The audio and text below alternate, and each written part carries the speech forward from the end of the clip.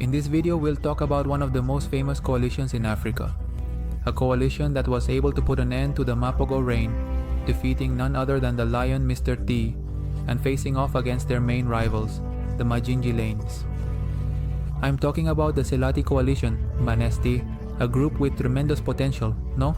But unfortunately for them, they lived in an era when the greatest coalitions of Sabi-Sand existed, such as the Matimba, the Birmingham, the Majingilanes, and the fearsome Mapogo. Even so, and despite all the adversity, this coalition earned a place in the great Africa and the respect of everyone.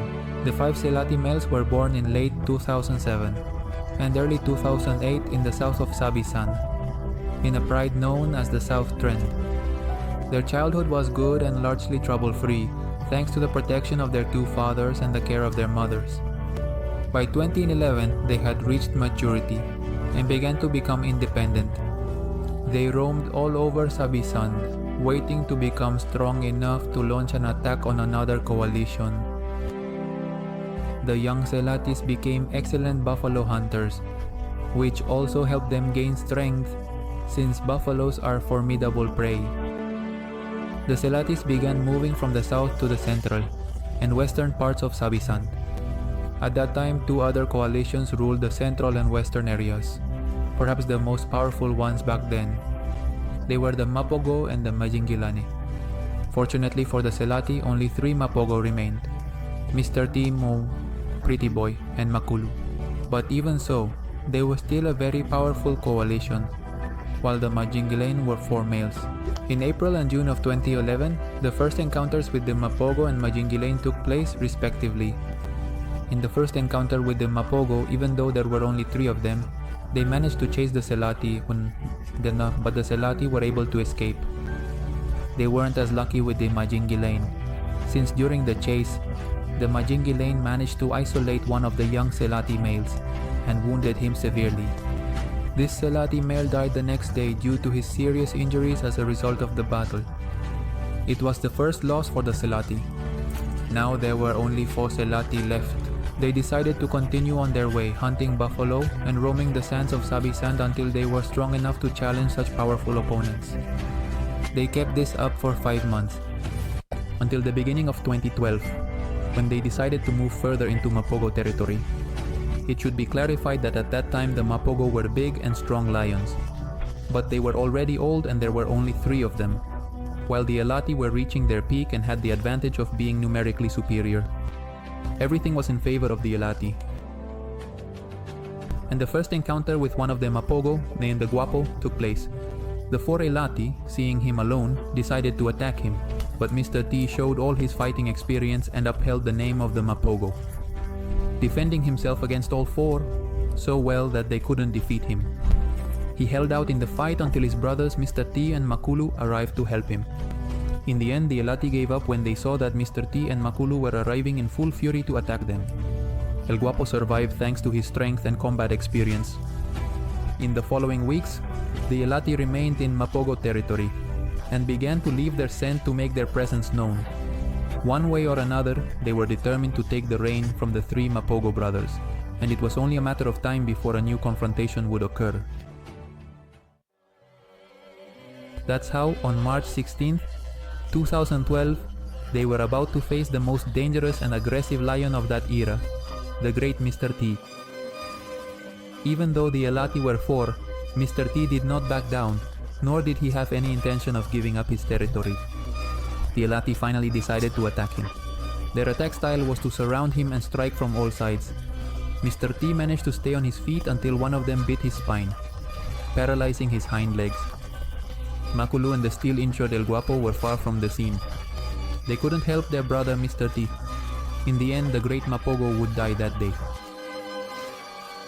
With the youngest Mapogo defeated, the old Makulu and his brother El Guapo decided to leave those lands, until things calmed down, so they could survive a few more years. In the end, the Elati had taken over the Mapogo territory. They commanded the Ottawa Pride and the Simungwe Pride, and on top of that, they had brought an end to the reign of one of the most powerful coalitions in recent times.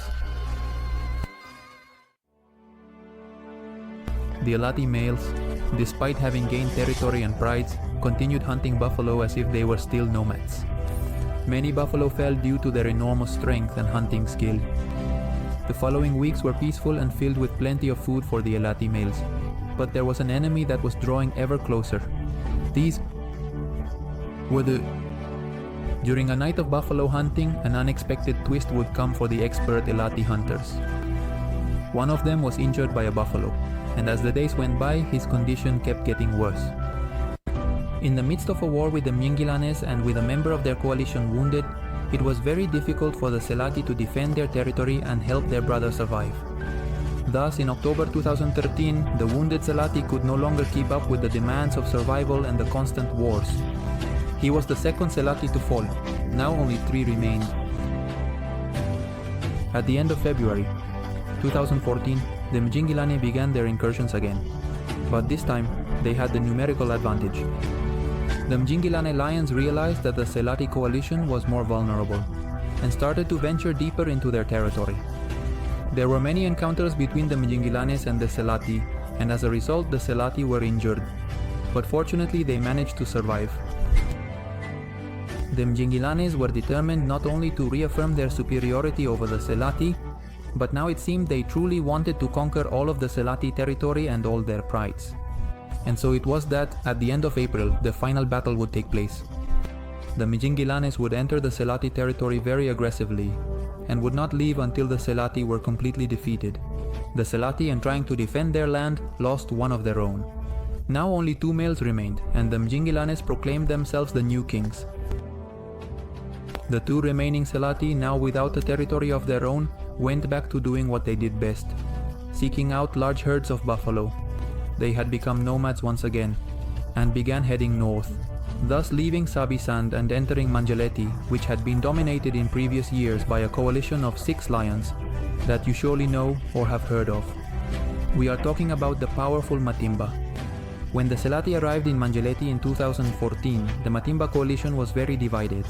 Thanks to this, the 2 Selatis managed to settle in Manjaleti, with a territory that included part of the south of Manjaleti and the north of Sabisand. And they managed to conquer the Salati Pride, where they left their offspring. Thus, the 2 Selati males ruled peacefully for 2 years, until in May 2016, one of the 2 was found with a badly injured hind leg. And at the beginning of 2017, he succumbed due to the worsening of the wound. Only 1 Selati remained, the last of the coalition, the final legend who would give everything to protect his territory, even with a new enemy nearby. The 4 Virmigang males. The last Selati managed to hold on to his territory as best he could. Despite being outnumbered, he had to endure at least until his cubs grew up, and could survive the Virmigang invasion. The last Selati was the only hope for the lineage of him and his brothers to continue roaming the sands of Manjaleti and Sabisand. Ultimately, the last sighting of this male was in April 2017. We can deduce that the Birmingham finally managed to defeat him. But thanks to this last Selati male, and the character and bravery he showed in withstanding the attacks of the 4 Birmingham on his own, most of the Selati cubs from the Talamati Pride managed to survive and reach adulthood. In short, the Selati were able to effectively pass on their genetic traits, and today there is Selati blood walking and perhaps ruling through Manjaleti and Sabisand, and that is how the Selati coalition came to an end. A coalition with enormous potential, because it truly takes strength and power to live in the era of the Mapogo, the Mjingilane, the Matimba, and the Birmingham males. The Selati are part of the powerful coalitions of Sabisand, achieving what every coalition aspires to, passing on and leaving their genes to future kings. Well, my friends, this was the story of a coalition that earned a few pages in the book of Africa's great stories. Many of you asked me to talk about the Selatis, and finally here I've brought you the story of these kings. Please subscribe, my friends.